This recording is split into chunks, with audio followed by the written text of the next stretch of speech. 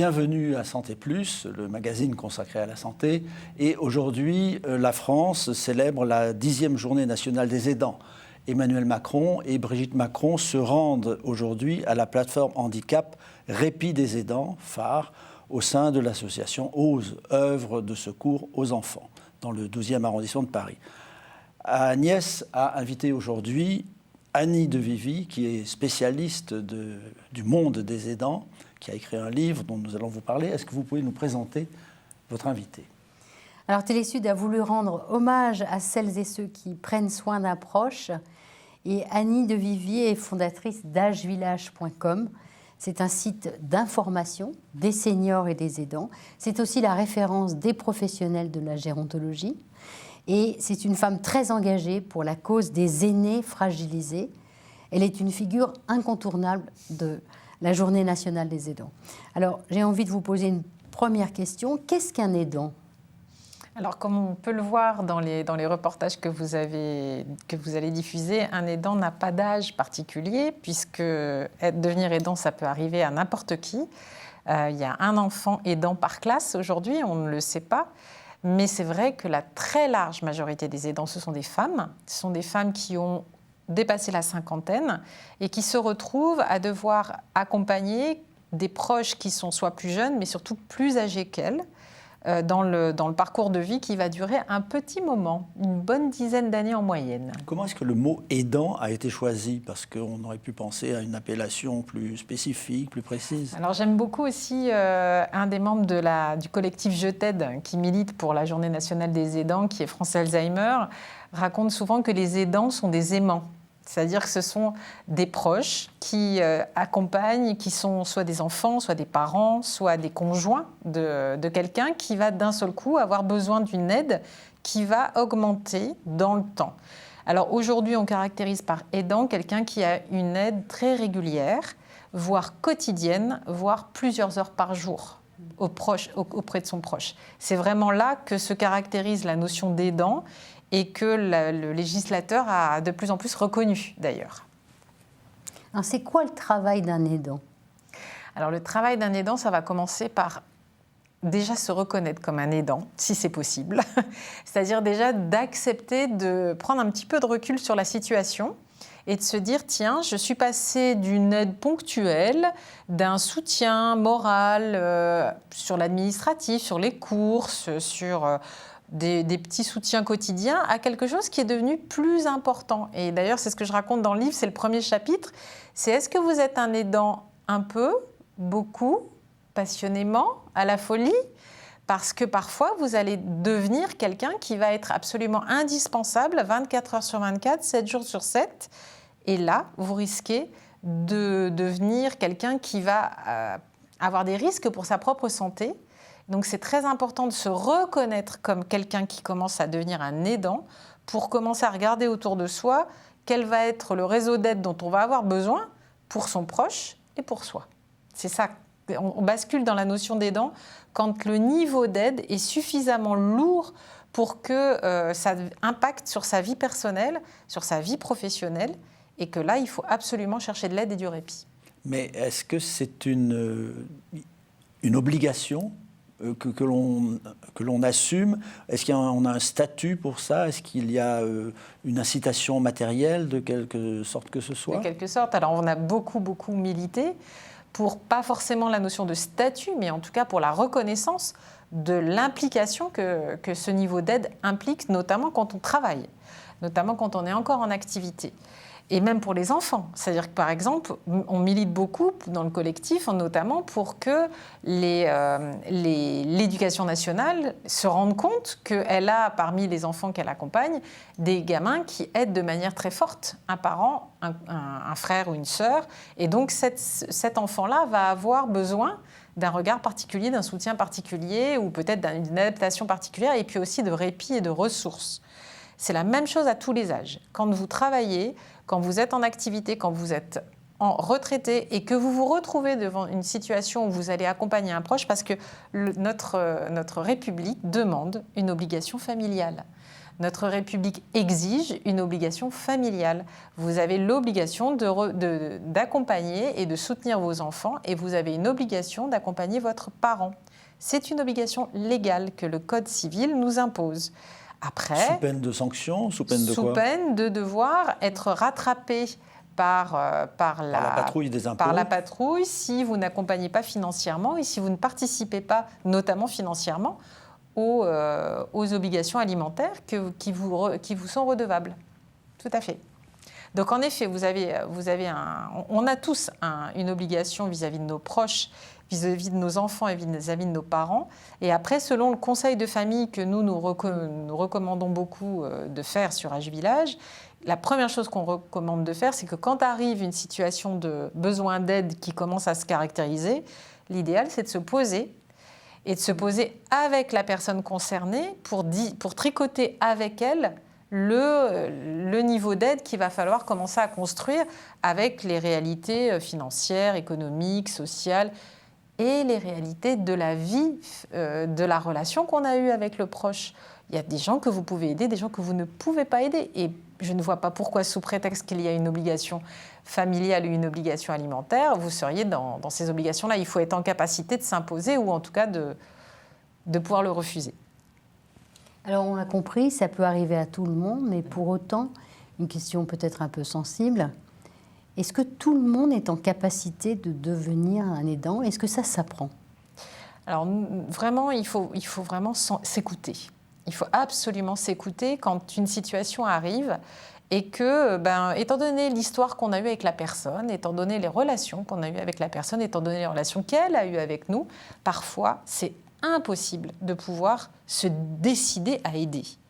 Donc vraiment s'écouter, c'est très important, et poser la réalité de l'aide dans la famille, auprès des proches, ça c'est très très important, parce qu'autrement, les yeux vont spontanément se retourner vers la fille, la belle-fille qui est disponible, puisqu'elle est retraitée.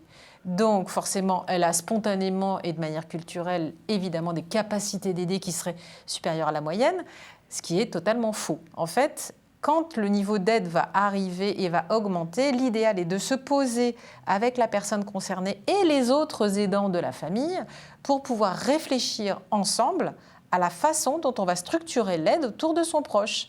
Et ce sera peut-être quelqu'un qui sera un des membres féminins de la famille qui va peut-être prendre le leadership sur l'accompagnement, la structuration de tout ça, mais peut-être pas. Et on peut peut-être découvrir des garçons, des filles, des beaux-fils particulièrement compétents et qui en auront envie. Et en effet, accepter que c'est une vraie réalité qui demande des compétences et qui demande d'aller chercher de l'aide et d'aller peut-être chercher à monter en compétence soi-même. En tout cas, on ne sort pas d'une situation d'aidant sans avoir grandi. Et ça, c'est super intéressant parce qu'on apprend énormément sur soi. Et puis, on apprend à découvrir peut-être des ressources qu'on ne connaissait pas en soi, des ressources d'organisation, des ressources de communication, des ressources de savoir-faire psychologique aussi, qui sont très utiles dans plein d'endroits de la vie. Est-ce qu'on ne peut pas aussi être victime de dépression si on n'arrive pas à faire face à l'aggravation de la maladie ? Parce qu'il y a des maladies, des cas qui sont plus ou moins simples ou alors très complexes et à certains moments on est obligé de lâcher prise peut-être, non ? Bien sûr, et c'est la situation quand on accompagne des personnes qui sont atteintes de maladies neurodégénératives évoluées, Parkinson, Alzheimer, des situations où le niveau d'aide va devenir croissant, où les troubles de la personne aidée vont devenir envahissants, et surtout envahissants 24 heures sur 24. Et donc là, vous risquez en effet à votre corps avec défendant des comportements agressifs ou défensifs. Nous, on les caractérise souvent de défensifs, c'est-à-dire qu'ils sont dans une situation où ils ne comprennent plus la réalité de ce qui se passe, et si l'aidant n'arrive pas à s'ajuster ou recadre un peu trop souvent dans la réalité quelqu'un qui ne peut pas y arriver, il risque à son corps défendant d'entrer dans une situation qui va l'entraîner de mal en pis. Et donc tout ça, ça s'apprend. C'est pour ça que les associations de malades, les associations d'aidants, les ressources locales sont nécessaires le plus tôt possible à découvrir parce qu'on va en avoir besoin en tant qu'aidant.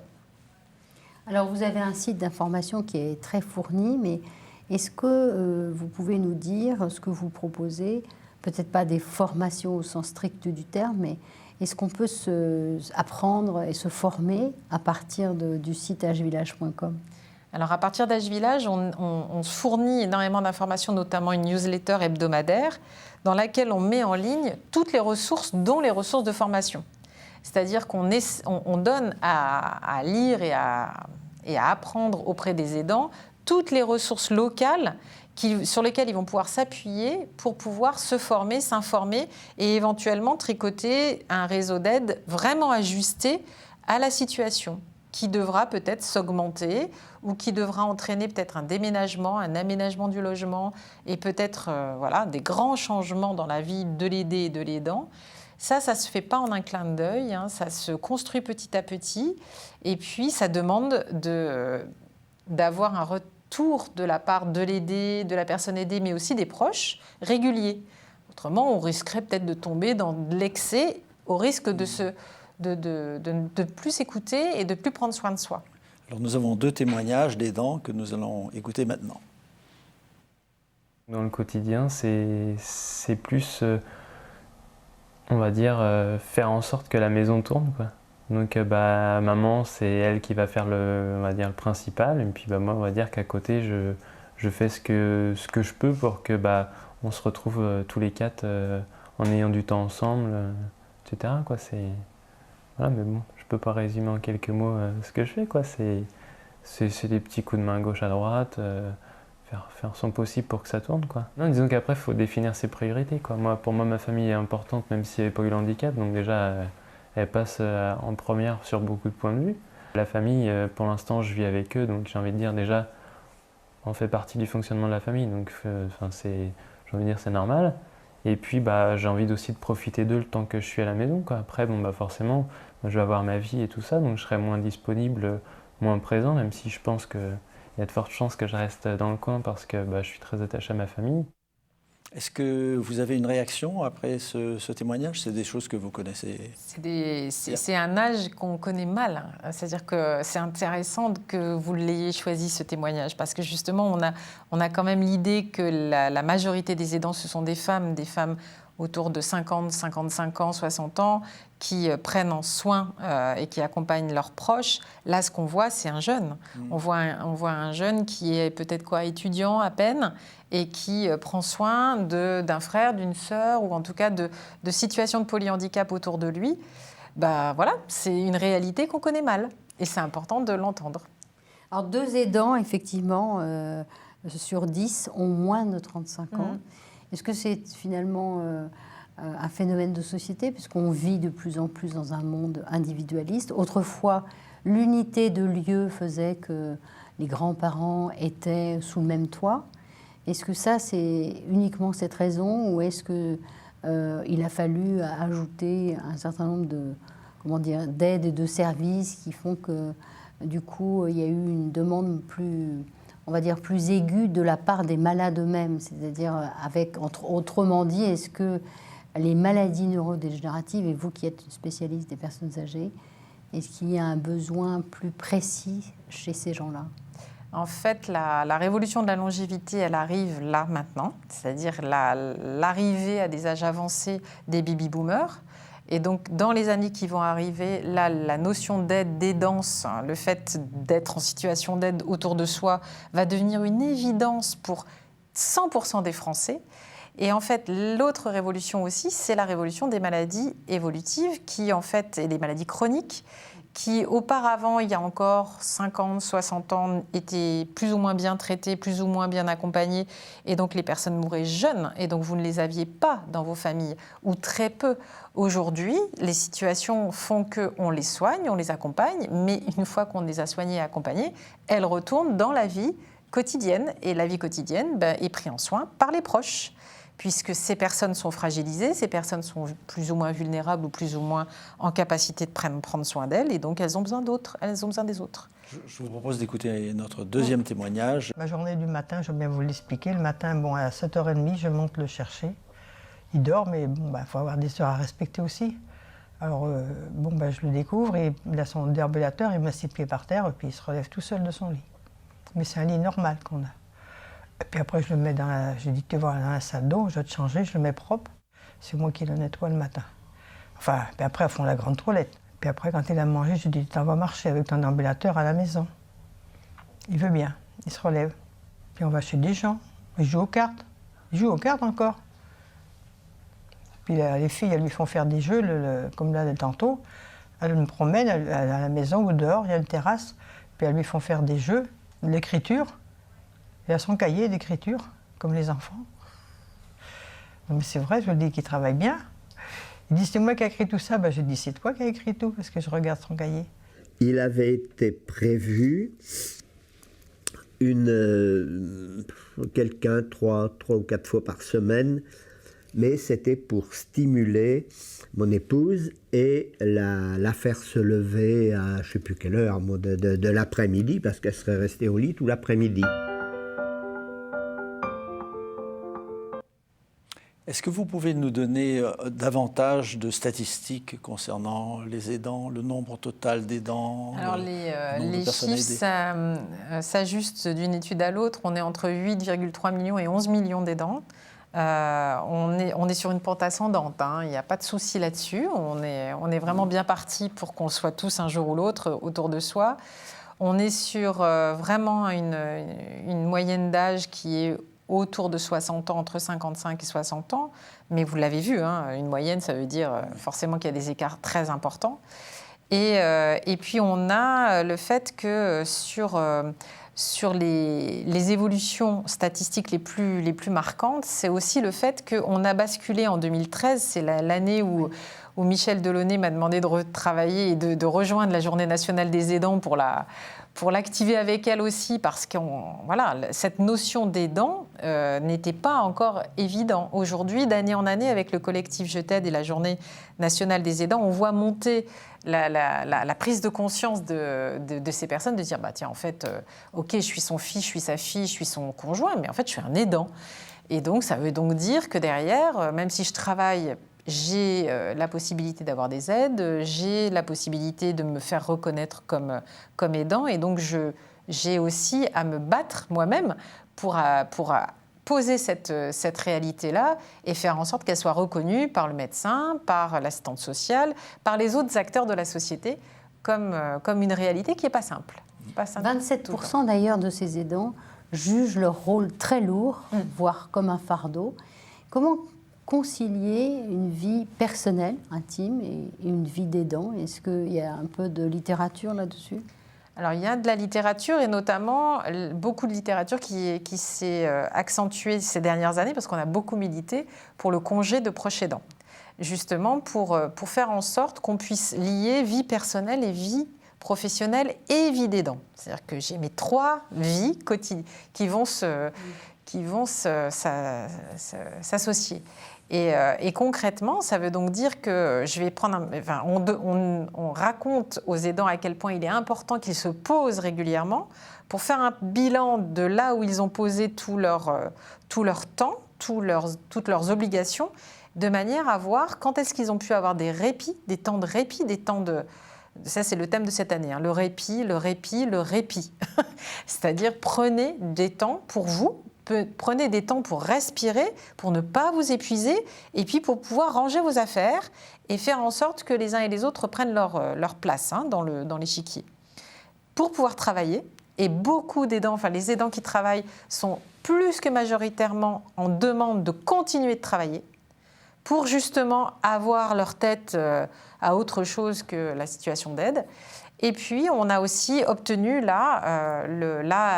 dédommagement financier de la journée de proche aidant qui travaille. Et c'est récent, hein, le décret, il est juste sorti, et c'est aussi pour cela que le président de la République va se déplacer, j'imagine, demain, pour bien le rappeler. Le congé a été indemnisé, et il est indemnisé dans le cadre de la Caisse nationale des allocations familiales, et il va falloir le demander maintenant. Et ça correspond à peu près à... On est sur une 50aine d'euros par jour, selon qu'on est un aidant en couple, un aidant seul, etc. C'est pas énorme. On n'est pas calé encore sur, par exemple, un congé payé. Comme, enfin, pour les caisses de l'État, ça fait même si c'est... Pour les caisses de l'État, c'est une reconnaissance de la réalité du besoin d'aide et de ce que ça veut dire que d'aider. Si on ne reconnaît pas ces aidants, si on ne les soutient pas dans leur rôle, ça va se retourner en fait sur le reste des prises en soins globales et sur le risque d'avoir des aidants qui s'épuisent et qui ne pourront plus travailler. Et là, on part sur d'autres risques. C'est ça que la littérature essaye de mener aujourd'hui, c'est tous ces impacts médico-économiques qu'on aurait intérêt à pallier pour pouvoir faire face à la réalité du besoin d'aide. Parce qu'une société qui aide est une société qui va bien et qui est en situation de bien prendre en soin toutes les générations qui vivent au sein de cette société. Et sur cette évolution, on a vu que c'était quand même une grande étape. Sur quoi faut-il encore progresser demain, en fait ? Il y a 2 sujets sur lesquels il faut progresser. Le premier sujet, c'est la reconnaissance des aidants de manière plus claire dans l'accompagnement. Parce qu'en fait, aujourd'hui, les enjeux sociaux, les enjeux de santé sont quand même très centrés sur l'aidé. C'est vraiment lui qu'on va accompagner, c'est normal, c'est lui. Mais on oublie le statut de l'aidant en tant que personne qui risque d'avoir des besoins d'aide particuliers, des besoins de santé particuliers, des besoins de reconnaissance particuliers. Donc on a besoin de travailler, de continuer de travailler sur la reconnaissance de l'aidant en tant qu'aidant. Et le deuxième sujet sur lequel on a énormément besoin de travailler, c'est tout le tissu d'aide autour de l'aidant et de l'aidé, avec le besoin d'avoir un guichet unique bien plus clair et bien plus simple quand arrive une situation compliquée. Là, aujourd'hui, c'est encore un millefeuille et il faut taper à plein de portes pour s'en sortir.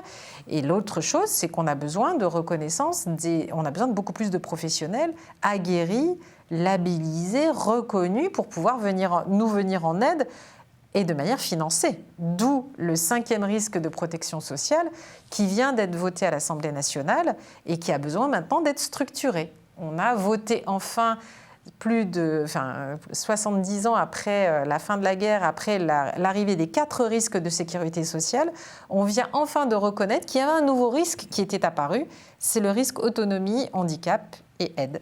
Voilà. Est-ce que vous avez sûrement eu connaissance d'études qui ont été faites dans des pays étrangers? Est-ce qu'il y a des pays où les choses se passent beaucoup mieux ou plus mal? Enfin, comment ça se passe à l'étranger? Partout, la révolution de la longévité est la même. Partout, la prise de conscience est la même. C'est-à-dire qu'on a quand même eu du mal partout dans le monde à accepter l'idée qu'on allait vivre 4 à 5 générations sur le même territoire. Et ça, c'est une telle révolution que certes, certains pays du Nord, notamment de l'Europe, ont une politique très territorialisée, très décentralisée, qui a peut-être un peu mieux pris conscience de cette réalité sur les territoires. Il n'empêche que les enjeux financiers, les enjeux démographiques, les enjeux de santé, les enjeux de formation des professionnels comme la formation des aidants, tout ça, c'est une réalité qui monte partout dans le monde au même titre qu'une révolution comme la révolution de l'écologie, en fait. On est sur les mêmes enjeux très profonds, très sociétaux, qui demandent une prise de conscience réelle. Et derrière, l'ajustement de financement, de politique publique et de structuration assez lourde, mais positive. Quel est le pays que vous citeriez en exemple? Le Danemark, notamment, qui a beaucoup travaillé sur la mise en œuvre de politiques de territoire très centrées sur la capacité des citoyens à se prendre en soin soi-même et à être en capacité de bien connaître l'offre du territoire pour pouvoir s'ajuster et notamment ajuster son habitat en fonction du niveau d'aide dont il allait avoir besoin. Ça, c'est pas le système français où tout est décidé à l'Élysée? Eh bien, j'ai l'impression que ça bouge par la force des choses, parce que justement, la révolution de la longévité, elle nous arrive en pleine figure et que, on vit déjà, mais là de manière beaucoup plus claire, les années qui vont venir jusqu'en 2030, qui va être le démarrage de la vraie courbe du baby-boom à l'âge de 85 ans, où là, on va vraiment avoir à être prêt. Il nous reste 10 ans pour préparer notre pays. Merci beaucoup, Annie de Vivi, pour votre enthousiasme. Et pour celles et ceux qui voudraient devenir aidants, je vous conseille de lire le livre d'Annie de Vivi, « J'aide mon parent à vieillir debout » en 10 conseils pratiques. Dans quel esprit avez-vous écrit ce livre? Dans l'esprit de me dire, là j'ai fait ce livre pour ma maman et ma belle-mère aujourd'hui, là maintenant, mais en fait c'est pour moi demain. C'est pour aider les autres autour de moi demain à bien se préparer sur tous les enjeux qu'il va falloir travailler pour pouvoir vieillir debout, tous autant qu'on est. Merci. Merci beaucoup. Merci, chers téléspectateurs, et à la semaine prochaine.